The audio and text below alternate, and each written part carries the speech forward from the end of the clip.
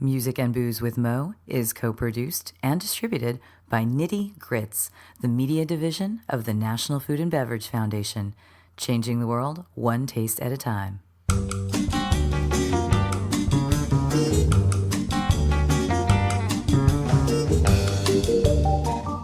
Welcome to Music and Booze with Mo. I'm Mo Herms, and I've worked in the music industry most of my life, so have met some pretty amazing musicians over the years. I also love a good cocktail, and I've encountered some really interesting bartenders as well. It seems that there's a lot of crossover, so when I can, I like to talk to musicians and bartenders about music and booze. Join us at the bar, won't you?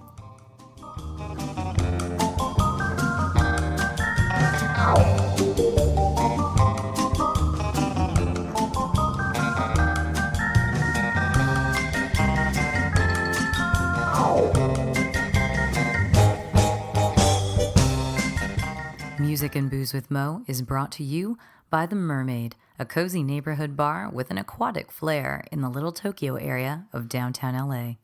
Open 7 days a week, featuring tropical cocktails and snacks, The Mermaid also has a daily happy hour from 5 to 8 p.m.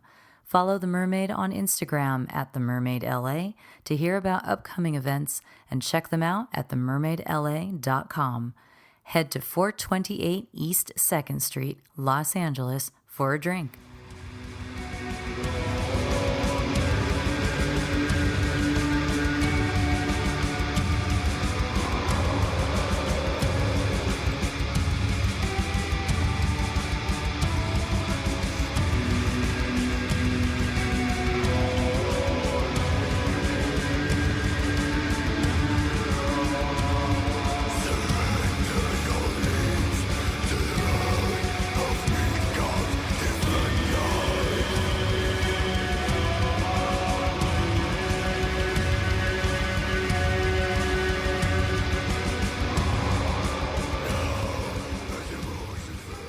Join us as we wander back to New Orleans to talk with Konrad Kantor, who is one of the owners of Manolito, a sweet little bar in the French Quarter where they have traveled to Cuba to study the master bartenders, get to learn how to make the best daiquiri from some of the best, and then give it to you. Also, Konrad can DJ some cool electro for you, as well as tell you all about some really exciting metal bands. So let's all sit down and chat, shall we? Well, you're going to listen to us chat about all things music and booze with Konrad of Manolito in New Orleans.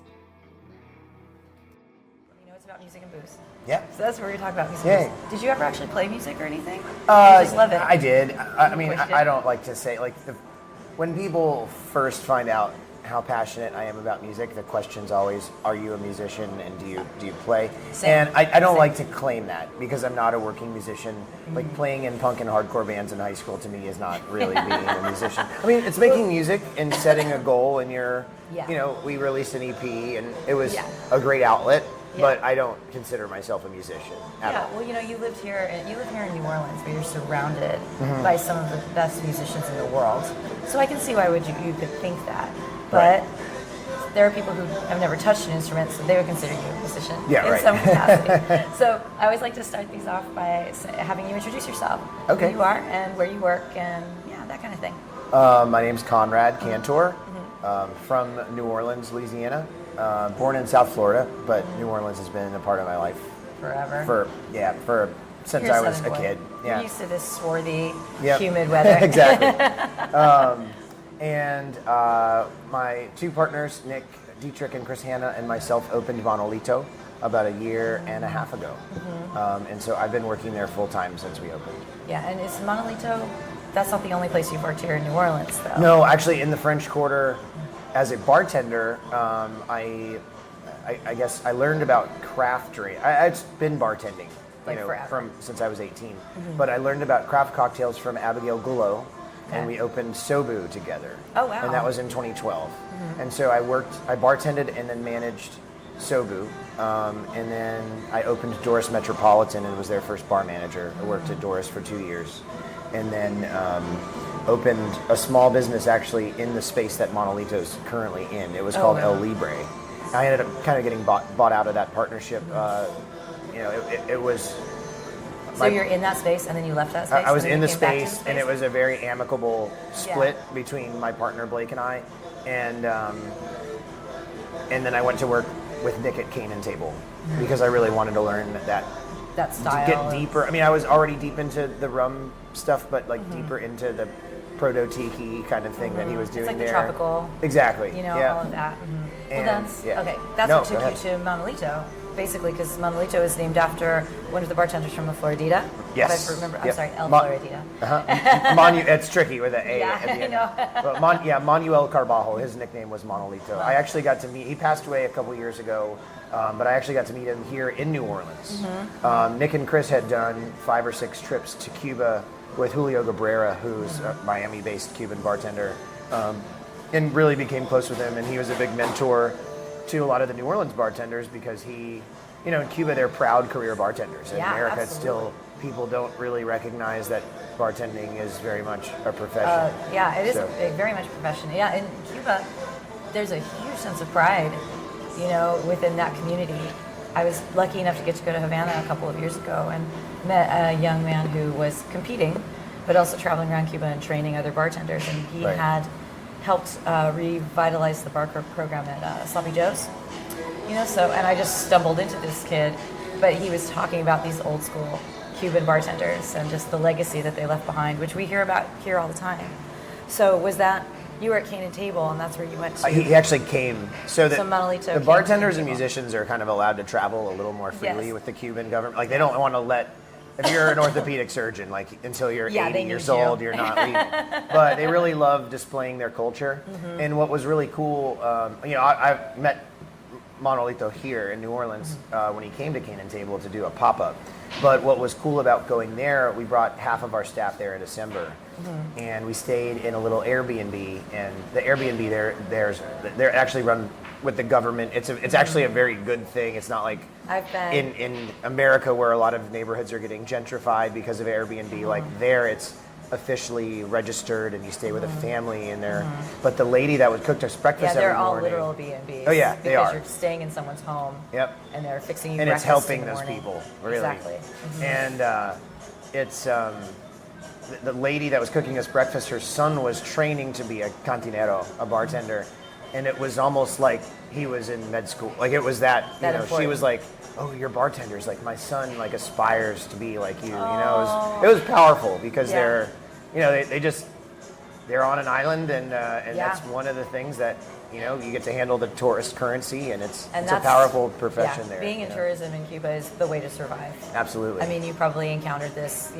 Your tour bus driver had been like a scientist or something like that, but makes more money driving the tour bus. They hustle. Yeah, they know how to hustle. Yep. Yeah, absolutely. So Manolito came here, and you were able to train with him a little bit, or just pick his brain? I wouldn't even say it went that far. It was kind of a blur. There were like 6 bartenders here that came, and I just got to watch him, and see how he interacted. Like, he was a really gentle person. Yeah. He, like every American bartender that he became friends with and that toured Cuba with him, he sewed their names on Floridita aprons by himself. Like he was very, very sweet. Aww. And his family, his son's in Italy, I think, right now. And we reached out to them when we wanted to open it name it after him, and we asked their permission. And they were flattered. Had he passed already when you opened the Yes. He died in a car accident. It was and I think it was bad weather. Been open a year and a half? About a year and a half. Yeah. So. And so they were very happy to have his honor, and you have a picture of him in the bar as well. Yes. Yeah. So your place is, I think, is inspired by El Floridita because you do the blended drinks there too, which I think we talked about this for a second, especially in New Orleans, when this is one of the places that gave the daiquiri a bad name. And people are like, oh, daiquiri, blended drinks. You're like, actually, the perfect daiquiri is not a blended drink. But if you go to Havana and you go there and you see the menu of what do they have, 16 daiquiris on that menu? And there are a lot of blended ones there. So what's the inspiration behind Manolito then, exactly? There's a couple of things. I mean, obviously the person, That was the Manuel that is first and foremost. Beyond that, there is a very strong connection between New Orleans and Havana. There always has been. Before the communist takeover, the two cities were very much sister cities. Rum was traded, heavily among other things. And by default, the drink culture was very similar. New Orleans obviously has its own kind of dark period when it comes to rum drinks and and just cocktails in general. But this is a pirate town. It is very much. But we never even with the sugar craze of the 70s and 80s and the bad ingredients, getting thrown into drinks. New Orleans never really lost sight of its cocktails. The Sazerac, the Ramus Gin Fizz, the Grasshopper, and even cocktails that weren't created here but were kind of they've been sort of co-opted here. like the Pim's Cup and the French 75, obviously, are two drinks that are not New Orleans drinks at all. I mean, the Pim's Cup's, I think, Britain. British, and it's a British thing. the French 75 is very European. But they're very, very associated with this city. You think of New Orleans. Yeah, and you think of the bar that they right. named itself after the drink. For a Pim's Cup. And of course, French 75. You go there and you get a French 75, Yeah. Yeah, absolutely right. So you guys wanted to do like a Cuban style. Right, but really the Cuban, like the way that they treat the bartending profession is really the inspiration. It's not specific drinks. It's more the whole entire craft. And blended drinks, obviously, when you look at Cuba in the 20s when they invented the daiquiri number 3, the Floridita daiquiri is what we call it. It's that is just as classic now as I mean that's pre the golden era of cocktails is really almost came a little bit after the after Cuba was after the revolution. They were ahead of the game. Yes. They were really ahead of the game. Like they had the classic daiquiri, which now there's awareness of what a classic daiquiri is, and a lot of people have to be very specific. Like classic hand-shaken daiquiri. But generally, if at the cocktail bar is a decent cocktail bar and at least has like fresh lime juice, they probably know how to make one in New Orleans. But the blended drinks now are like having to like where we were 10 years ago with classic daiquiris. Now we're teaching people but it's also a classic way to make blended drinks. Yeah, it's like exactly. You're trying to, here's how to do it right. Thank you so much. Can I have some of the hot sauce if you have any? Thank you. Yeah, how to do it right, Right. And it's like not just filling it up with syrup or something like that, but there's also just the challenge of working with ice that way, and and everything. So I'm trying to think like when I started accepting blended drinks again. There might be when a friend of mine, I was in New York, and she's like, oh, there's this frosé place. I'm like, oh God, really? You took me to a frosé place? Thank you. But she's a big time cocktail nerd. And she's like, no, they do it right. They do it right. And so, we went over there and I was like, actually, this is done right. It was a hot August day in New York. Right. And that made a world of difference, right? It's totally fantastic.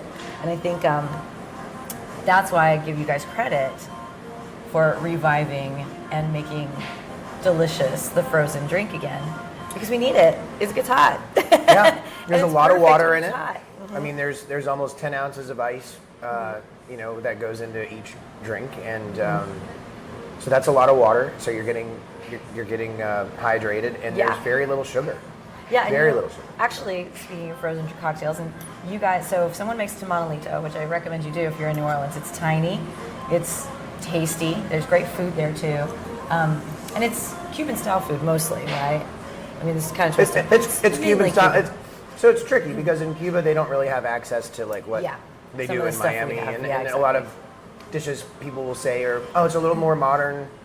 And I don't really know if the floodgates opened in Cuba and they could get anything they needed. I don't know if the food would taste the same way that it does now. No, I think it wouldn't, that they've been forced to improvise. Oh, absolutely. That's what makes Cuba such an amazing place. I mean, everyone sees it traditionally with the cars. You always hear about the cars. Yeah. And there was even like a TV show, like a little reality show they did for like a season, I think. I can't remember what it was called, but it was following some of those guys around with their classic cars and how they machine their own parts in order to keep these things running and take so much pride in how these, which is great. But with the food, I kind of look at it the same way. Like if the floodgates open and they started getting all the stuff we have, they'd start getting garbage. Right. Because right now, everything, when I went out there and went to the Paladars and such, food was incredible. Such amazing food. The national, like, the hotel, the government-sanctioned restaurants, food was awful. But if you went to the Paladars, they were great. Yeah. And they are working with what they have, but also, if you go out, everything's organic and fresh. They're on an island. They have to grow it all. They have to deal with it. Food was fantastic. So, yeah. And I think the flavor combinations, because of that improvisation, are really clever. And like the way to brine meat with olives, like that, to me, that's crazy. But it's totally great. But it works so well. You know? So, speaking of the making things a little bit modern, you have, when I was there the other day, I remember looking up and seeing a wall of chartreuse, right? Which I love the chartreuse, and I don't associate that with Cuba. But I looked at that and I was like, you have chartreuse drinks. And I remember just turning to you and saying, which ones are the chartreuse drinks? You're like, okay, there are two. And one of them is swamp water, which is like, that is not a Havana drink. I look at that and I look at it as the ode to French Quarter, more than anything, because it's a green chartreuse, pineapple, and lime. Is that what it is, basically? That's basically it's basically a chartreuse swizzle without the falernum. Yep. Right? But it's a slushy, and it's in a mason jar with a cartoon alligator on it.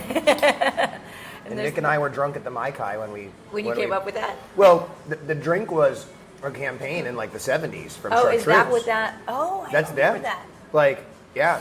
And see, I wasn't drinking when I was 6, so I don't remember that. Well, I guess it fell flat. I mean, because they have warehouses of like these mason jars with this goofy alligator on them who looks really drunk, and we've modified the recipe to not be so sweet. Like the recipe, I think, called for like, oh my God, I'm sure, 3 ounces of chartreuse, 3 ounces of pineapple juice, and like a touch of lime. That's like having a Midori, a straight Midori shot. And not Midori blended either, so not even dilute. Like when you dilute it, the flavors become less intense when you add that much water to a drink. So, that recipe, the original swamp water recipe, was just like shaken and pour over ice, and it's. That's so funny. It's, as much as I love chartreuse, I'd rather just drink it straight than drink like that drink. Right? Totally. But I didn't know about it. Nick is such a history nerd that he's just a wealth of information. Like he'll teach you about your own family. Like he's just that ridiculous with his retention. Well, something else that makes me think of you modernize or whatever, or just being able to really blend into your neighborhood, because you're doing this really classy. And actually, there's so much food from all around the world here in the French Quarter and in New Orleans in general, because it is still, I always call it the Pirate City because everyone has come here, everyone has traded here. Some people were just dropped off here from France. It was like, you can die or you can just go to New Orleans. Totally, totally. And it's kind of like, so this place is the ultimate melting pot, international melting pot to me, and it always has been, Yeah. And so you are, tonight, I don't know if, I'm hoping I can make it tonight, but tonight you're doing a party. Right. What are you calling it? Miami Nights. Just Miami Nights. Yeah. Do you do this often, or is this the first? This is the first. The inaugural. It might be the first of a monthly series, where I haven't really. You have to see how the first thing goes to see if you want to keep doing it. But you're DJing this party. Yes. That's the thing. So were you a DJ back in the day? No. So you just have no. fun DJing? I can't. I don't consider myself a DJ in a sense. Like, I have a lot of vinyl. I have a turntable. I never did it as a career or for a living. But I don't consider myself. You're DJing tonight. Yeah. And I don't really beat match the way that a lot of talented turntablists do. I can't beat match at all. So I DJ out, but I also say I just play one song after another. They just are the right songs in the right order. Yeah.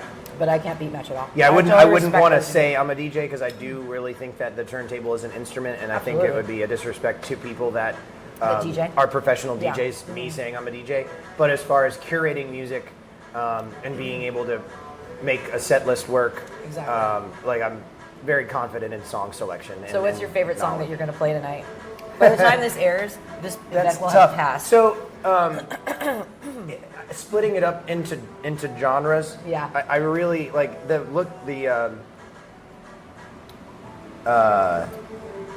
Debbie Deb's track. Debbie Deb's like tracks, like Lookout Weekend, and like that is just, to me, brings me more back to skating rinks than almost anything. And then there's actually, as on the electro side, you have the early like Africa Bambaataa, and like you have all that, right, which led to it. I mean, even you can go back to Kraftwerk and see that Kraftwerk really inspired electro. Oh yeah.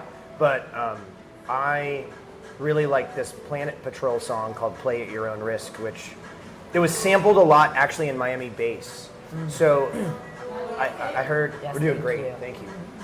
There's a loop, like a melody in that track that before it was so easy to find everything on the internet, I just remember hearing as a kid. And it was sampled so many times, but I could never find it. The original. And it's just, you weren't finding. but I didn't know how to find that song. And I probably went a decade Looking having for it in my head and just not knowing how what do it you was. search for a song other than like best electro song. And 10 That's years when you ago I go- don't even think I knew that specifically was an electro song.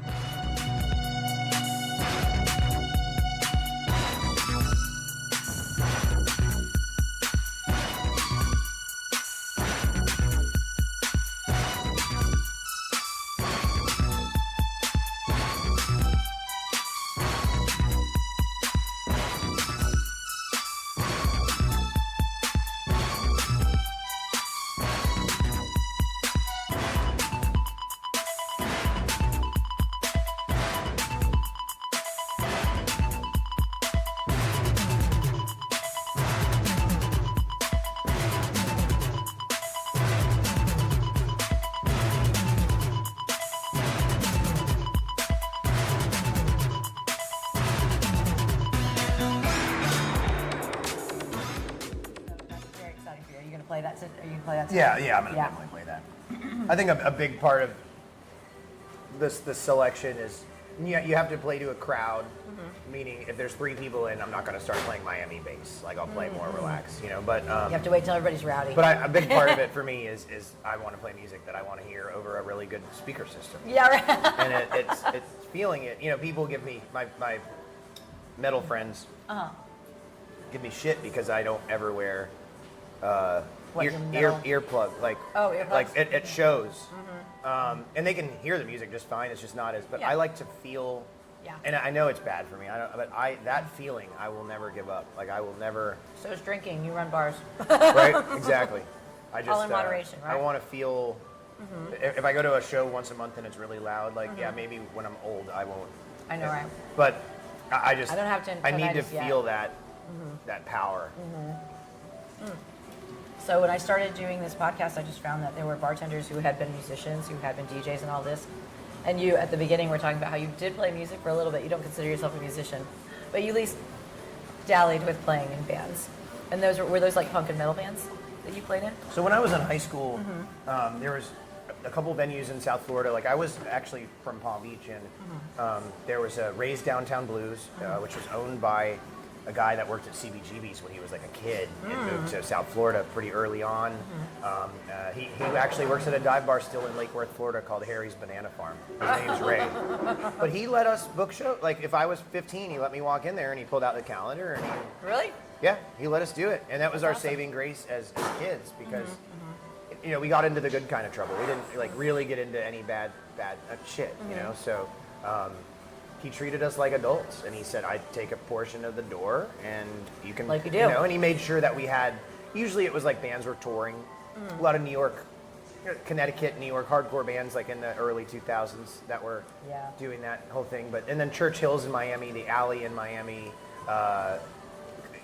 So as soon as we started driving, like when You we were turned doing that. 16, we were covering Palm Beach, Broward, and Miami-Dade counties, trying to play shows in all 3 counties throughout high school. And then after Katrina, I actually moved back for about 2 years, and I continued it then. And you played music again at that time. And what were you playing? I was a vocalist, but I helped write a lot of the songs. Like I learned how to play guitar, and I'm a bad drummer, but I can keep a beat. Like I can't really, I couldn't drum for a band, but I like playing drums. You can fill in if somebody needs you Yeah, to. but I was more of definitely a front person. But but I did a lot of the arrangements, and like I wasn't the reason I quit for guitar actually, because I took guitar lessons for a long time as a kid, and violin lessons, and I couldn't write music. Like I just didn't have that kind of creativity. No. You could play other people's music. Yeah, and I didn't want to do that. I got bored. I'd rather just listen to music and enjoy it than just play other people. I could not write music. That's really interesting. The notes did not come to me. So, well, your creativity, I mean, obviously you're creative because you love all the music, but now you've been running bars and you're crafting cocktails and you're coming up with these cocktails, yes? I mean... Yeah, I mean, a lot of, every drink is based on like so you're 10 drinks, you know what I mean? I like, just like a chef would incorporate what's fresh, what's local into things like knowing the genetic makeup of drinks, it becomes a smaller and smaller world, you know? I mean, there's millions of drinks people have created, but like they all trace their way back to a small hand. I was going to say, I think in music and in cocktails and a lot of things, there are a finite number of combinations, you know, and so you see this happen in music all the time where someone gets upset with someone for stealing their song, which they may or may not have ever heard, and sometimes it's blatant. You can hear it. You can play one song on top of another, and yes, they definitely stole it. But sometimes it's such a stretch that I, as a layperson who love music and probably listen to way more music than a lot of people out there, I'll hear about some controversial thing and listen and be like, dude, I cannot hear it. I cannot tell what the issue is. A lot of times, too, you can just get high and write a song and not realize that you're writing something in your subconscious. Like, I had a guitarist who was brilliant, and he was actually a good songwriter, but sometimes we had to rein him in because he came up with these things, and I'd be like, dude, we like, that sounds just like this thing that we heard a couple months ago, and he'd be, oh, shit. I have this but he would say, oh, yeah, you're right. He wouldn't deny it. But I was letting him know. You could see that he was like, oh my God, it is. Like, he didn't even know. He just smoked too much weed and like, thought he came up with something. Yeah. I have a friend like that too. He actually gets upset with me. He's been a successful musician for like decades. And I met him in the early 2000s and he'd play me some songs. I'm like, ooh, that totally reminds me of this. And I would say that so often at some point he's like, Mom, I'm going to stop playing you these songs because you just really bum me out when you do that.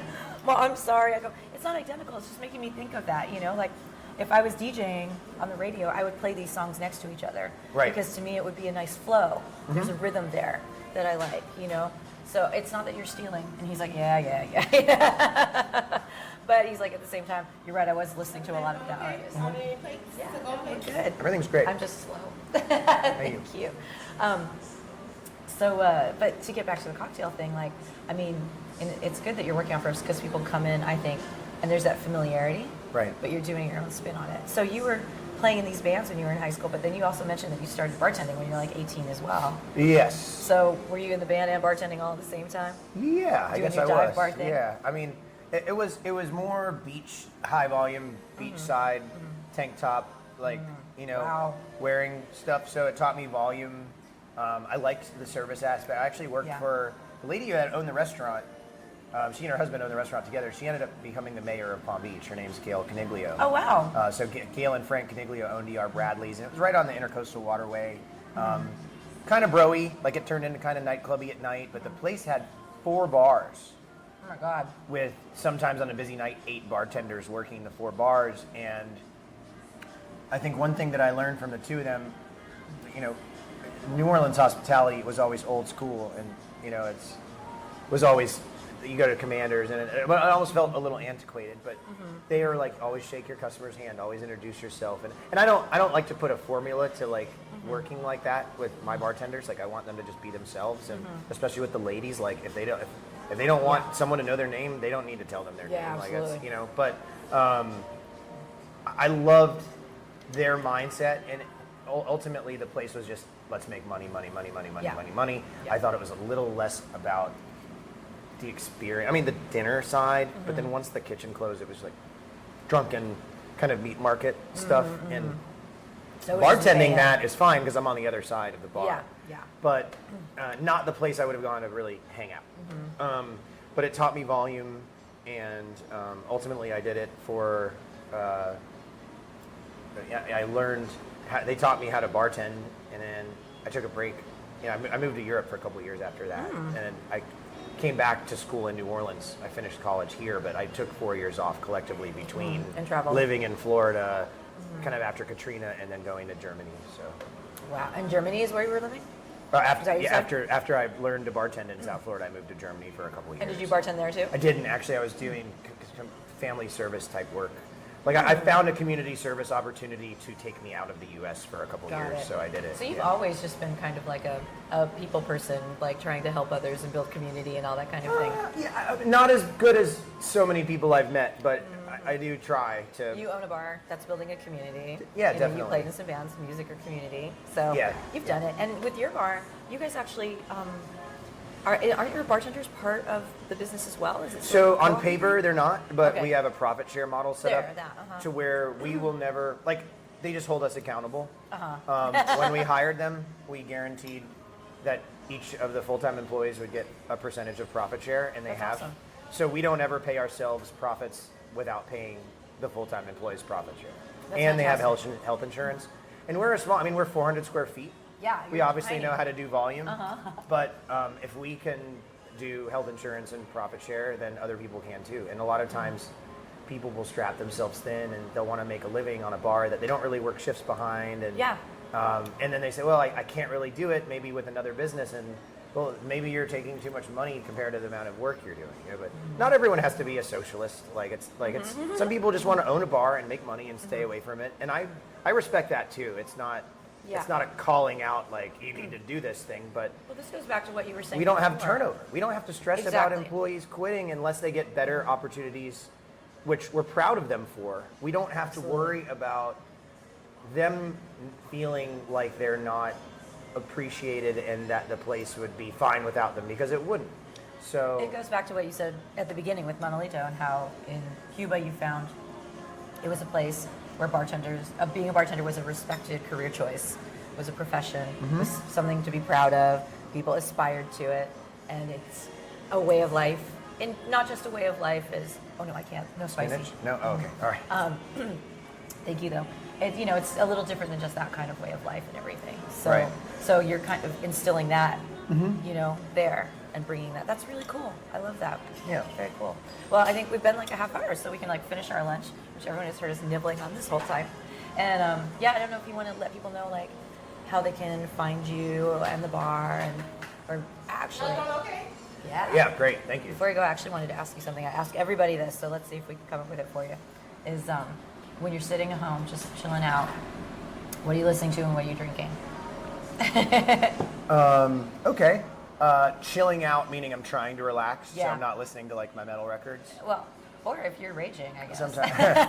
Sometimes I need that. I've been listening to recently. I've probably been listening to more Autechre at home than anything else. Oh, really? Yeah. Wow. Well, he has many moods, so there's a lot you can go there. I just got the NTS sessions 1 through 4 on vinyl. I was actually in Baltimore for a metal festival and went into a record store and found all 4 sessions. So it's 4 triple LPs, and I got for under $100, brand new.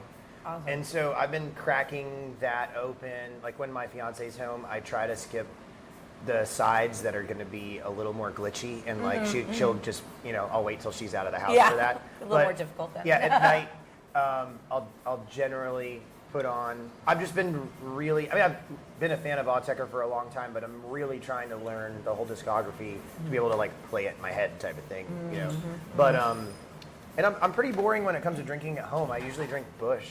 Right.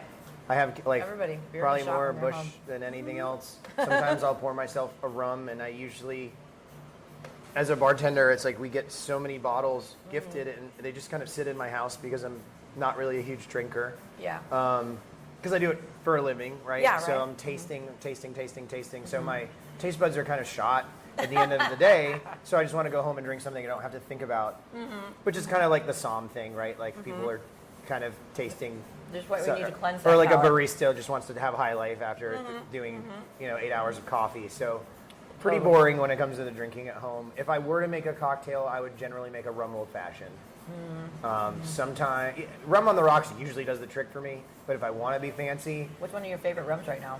for an old fashioned, I really like the Ron del Barrilito 3-star from Puerto Rico, and the Santa Teresa that aged, and also from Venezuela the Pampero, the Aniversario Pampero. Those 3 rums probably are my 3 favorite old fashioned rums, and I think that I have different favorite rums for different drinks. But one rum I have to throw a shout out to because it's not made anymore, but the Bacardi Heritage, the 1909. They did a limited run. It was Mexican juice they were using, and that was the best daiquiri rum that I've ever. That was the best classic daiquiri ever. Still, and I'm always like for mass produced rums. I think the Florida Caña 4-year Extra Seco makes a wonderful daiquiri, and for the price, it's really hard to beat. And that's your favorite one. Yeah, for just like what I would recommend to someone in Arkansas. That what should I like Florida Caña is pretty no brainer for me, but. Yeah, I love rum like a lot. Well, of course, you opened up a rum bar. Yeah. Basically, So it's Monolito in New Orleans. Does Monolito have like an Instagram and all that kind of stuff? Yeah, it's Monolito NOLA. Okay. We pay one of our bartenders who's awesome at social media to do. I don't have any social media like at all, so she sends me things that are pertinent. But yeah, so that's how people can find you. At Monolito, and then also I write for a metal website. You do? Oh my god! It's your. How do we just get to that? Yeah. So Last Rites, we were in. The site started in I think 2001. I started writing for them when it was still metalreview.com, and then we rebranded because there were a lot of sites that just sounded like the same. Metalreviews.com and Your Metal. And it's kind of like wait, let's let people know we're like the original. So it's Last Rites. Yourlastrites.com, but Last Rites is the name of the company. Okay. And I've been with them for almost 10 years now. And you've been reviewing metal records for them for a decade. Yeah, and That's I still awesome. am like the youngest person on the staff and feel like I don't know anything. I feel like I need to ask for a metal recommendation then too. Okay. Like, what's a favorite metal in the last? I don't know. What's a band we need to know about? I think the most interesting band for me, and I've been a fan for a long time because I was a fan of this drummer when he was he was doing German black. He's from Aachen, Germany, and he was playing in 3 or 4 German black metal projects as a drummer. He's an insanely gifted drummer. His name's Alexander von Meilenwald. Well, that's his like metal name, right? That's awesome. And small little town in Germany, but powerhouse for bands. And German black metal is not really what a lot of people, Norway is always what people talk about when it comes to that. But he was in a band called Nagelfar.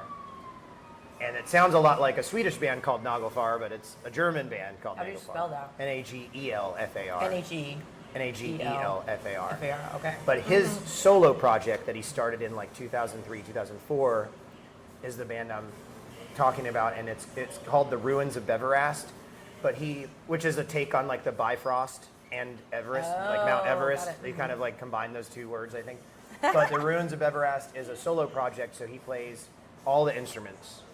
And it's very, very, very dark and atmospheric, but it's almost become tribal. Ooh. In a sense that he's starting to really, really celebrate native and not specific. Like we hear it in North America, we would think, oh wow, there's a Native American kind of like heartbeat to that. But he's looking at indigenous. He's looking at tribal what kind of gives us that raw the heartbeat feeling. And I think that metal, especially in Scandinavia, is very, obviously we're using electricity and there's a lot of modern elements, but the raw emotion there, I feel like is very tribal, and he's combining those other cultures and it feels very natural. So the latest album, Exuvia, even for someone that's not really big into black metal, I think is, from an artistic standpoint, one to appreciate for sure. Awesome. So that's, The Ruins of Beverast, Exuvia is the album to get. If you're asking me of the last 5 years what my favorite album is, that is the one. Yep. Absolutely. Well, and it's like my third favorite of his, so that's how much I love his older stuff. But like that's a great one to start with. So, awesome. Yeah. Cool. Totally going to do that. I love it. We started with booty bass and we ended with like German black metal. Hey. It's perfect. I love these conversations just for that. Thank you so much, Konrad. I appreciate you taking the time. It's my pleasure. Till next time, Nola Bounds.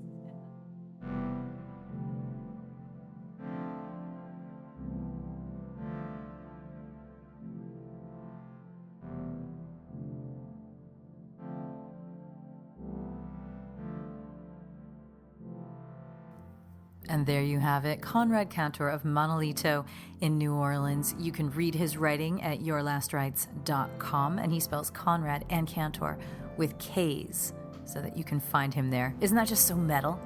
totally is so metal. And make sure that you go visit him at Manolito, because he's one of the owners, so he's there almost every day. And it's worth a visit. It's a tiny little place, and it's a lot of fun. We went there one night, as we discussed here, and he was DJing, and people were just dancing in the streets out in front. Because you know what? New Orleans, they do that a lot, and it was a really fun time. So go out and visit the next time you're in New Orleans. Go to Manolito. You can follow them on Instagram. They're there. And yeah, I think that's all I got for you. Oh, we do have, because although he says he doesn't really have a social media footprint, we do have a playlist. So go to my Facebook page, Mo Herms, and we'll have a link to his playlist that he put together for you guys to listen to. And it's a really grand assortment of things. So go check that out. And you can follow him on Spotify. He doesn't have too much there, but, you know, if you want to be a little bit cyber stalky.